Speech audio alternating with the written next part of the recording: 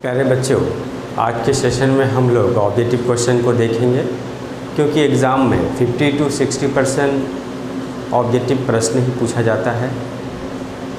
उसके 4 ऑप्शन मिलेंगे, एक ही ऑप्शन करेक्ट होगा। तो देखते हैं ऑब्जेक्टिव क्वेश्चन किस प्रकार पूछा जाता है।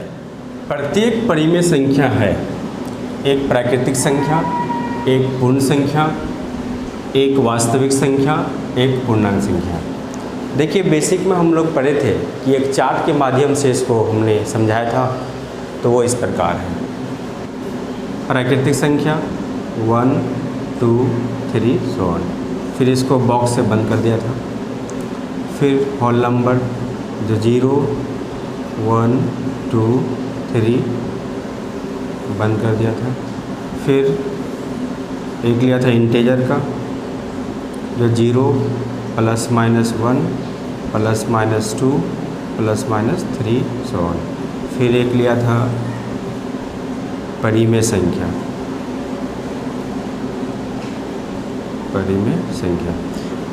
फिर सबसे हट के एक लिया था अपरिमेय संख्या जो इनसे अलग है, अपरिमेय संख्या।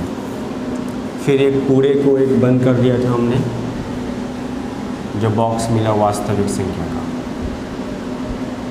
वास्तविक संख्या। देखिए, सभी अपरिमेय संख्या वास्तविक होती है, सभी परिमेय संख्या भी क्या होती है, वास्तविक संख्या होती है। इसलिए सभी परिमेय संख्या क्या होगी, एक अपरिमेय संख्या नहीं हो सकती, एक पूर्ण संख्या नहीं हो सकती है, एक पूर्णांक संख्या नहीं होगी। तो क्या होगी, option number C is correct. अब नेक्स्ट क्वेश्चन नंबर 2। दो परिमेय संख्याओं के बीच में कोई परिमेय संख्या नहीं होती, ठीक एक परिमेय संख्या होती है, केवल परिमेय संख्या होती है तथा कोई अपरिमेय संख्या नहीं होती। अपरिमित रूप से अनेक परिमेय संख्या होती है, यानी दो संख्या के बीच में या 2 या 3 के बीच में अपरिमित रूप से अनेक परिमेय संख्या हो सकती है। तो ऑप्शंस है, कोई परिमेय संख्या नहीं होती, गलत। ठीक एक परिमेय संख्या होती है, गलत। केवल परिमेय संख्या होती तथा कोई अपरिमेय संख्या नहीं होती, गलत। और एक सही है, जो अपरिमित रूप से अनेक परिमेय संख्या होती है। Correct option is D. अब क्वेश्चन नंबर 3। दो अपरिमेय संख्या गुणनफल, जैसे हम ले लेते 2 अपरिमेय संख्या √3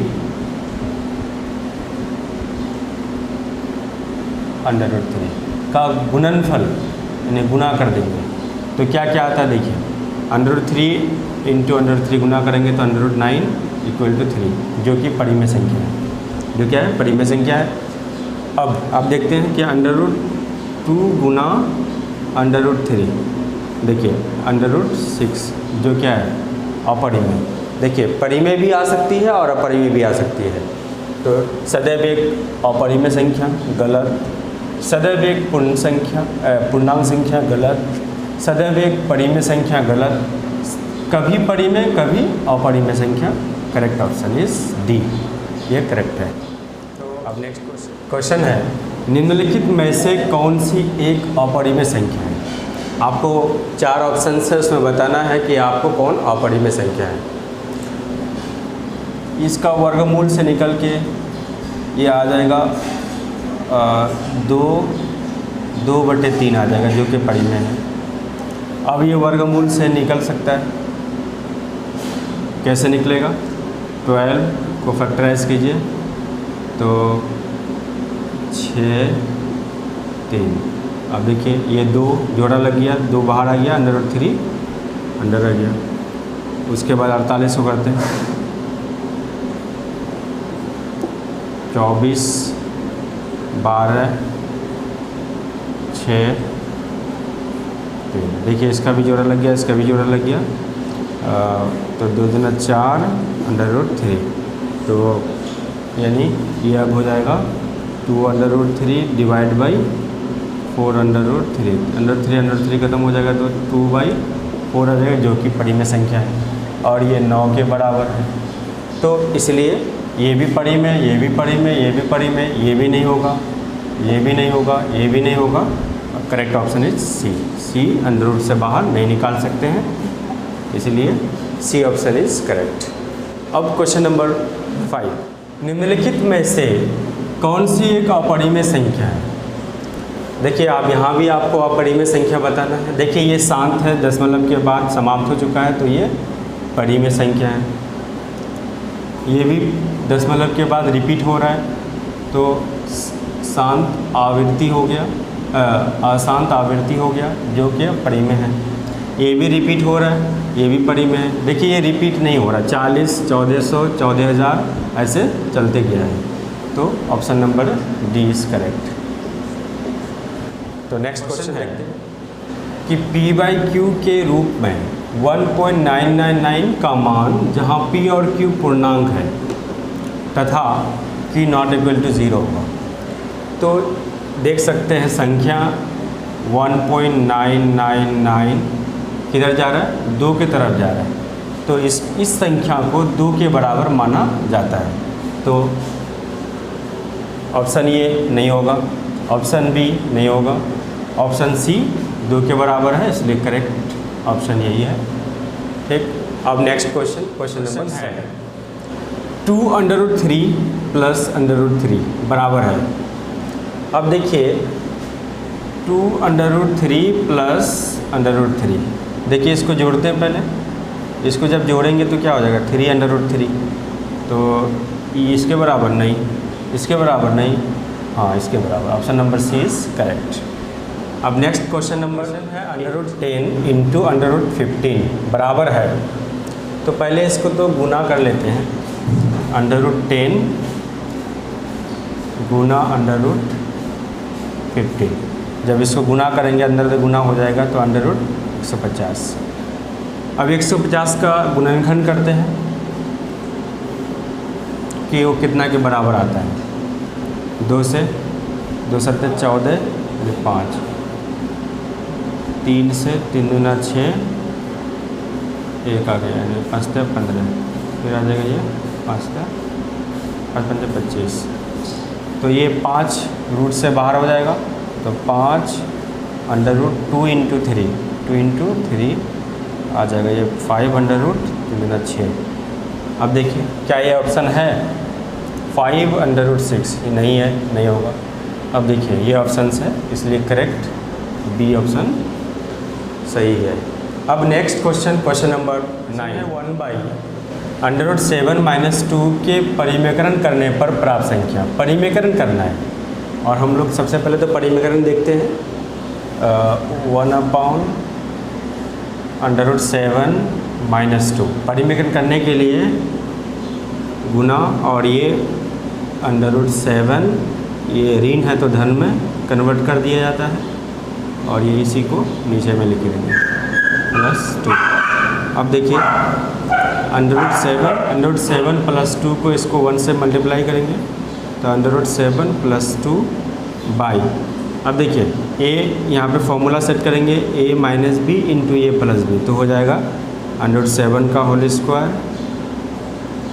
-2 का होल स्क्वायर, तो √7 + 2 बाई √7 पर स्क्वायर है तो ये 7 बन जाएगा, और ये 2 दूना 4 हो जाएगा, तो √7 + 2 बाई 7 से 4 को घटा दीजिए 3 आ जाएगा, तो √7 + 2 by 3, option number A is correct, option number A सही है। अब नेक्स्ट क्वेश्चन नंबर 10 क्वेश्चन है 4√3 और अंदर में है 2 का स्क्वायर बराबर है। तो ऐसे क्वेश्चन को तो सॉल्व अंदर से करना चाहिए, लेकिन उससे पहले हम लोग एक चीज़ देखेंगे कि ये रूट है, यह वर्गमूल है। ये वर्गमूल का मतलब है यहाँ पे 2 छिपा हुआ है, इसका मतलब घात 1/2। अगर ये क्यूब रूट है, इसका मतलब है कि घात 1/3। अगर 4 रूट है, इसको बोलते हैं घात 1/4। अगर √5 है, 5 रूट है, तो घात इसका मतलब 1/5 है। ठीक है, अब देखते हैं कैसे इसको सॉल्व करेंगे। तो ये क्वेश्चन है क्या कि 2 पर 4 रूट 3 रूट 2 पर स्क्वायर, अंदर से सॉल्व करेंगे तो 2 पर स्क्वायर, ठीक है। उसके बाद √3 का मतलब क्या है कि पावर क्या होगा, 1/3 हो जाएगा, तो 1/3 पावर, ठीक। उसके बाद फिर √4 का मतलब है कि 4 का मतलब है पावर 1/4, तो यहाँ पे 1/4 हो जाएगा। तो आप देखिए घातों पर घात है तो क्या हो जाता है, घात गुना हो जाता है। तो आप देखिए 2 पर पावर 2 गुना 1/3 गुना 1/4, तो ये हो जाएगा 2। उसके बाद ये आ जाएगा 2 पर पावर 1/6। अब देखिए 1/6 करेक्ट है, नहीं है, ऑप्शन नहीं होगा, ये भी नहीं होगा। अब ये करेक्ट ऑप्शन इज सी। अब नेक्स्ट क्वेश्चन नंबर 11 कि गुणनफल 3√2 4√2 इंटू 12√32 बराबर है √2 2 2√2 1। तो पहले इसको सॉल्व करते हैं। इंटू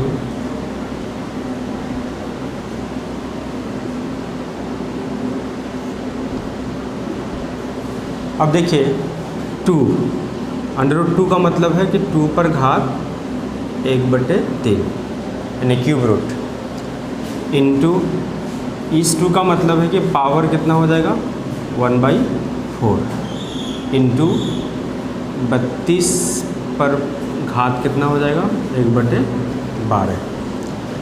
अब देखिए आगे बढ़ाते हैं इसको। 2 पर पावर 1/3, 2 पर पावर 1/4 गुना, अब देखिए 32 को हम लोग ऐसा लिख सकते हैं 32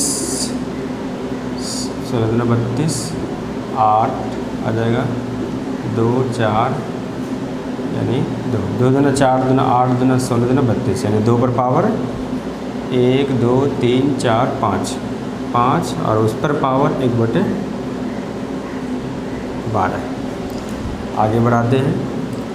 2 पर पावर 1/3 इंटू 2 पर पावर 1/4 इंटू, अब देखिए पावर घात पर घात तो घात गुना हो जाएगा, गुना हो जाता है, तो 5 यानी 2 पर पावर 5/12।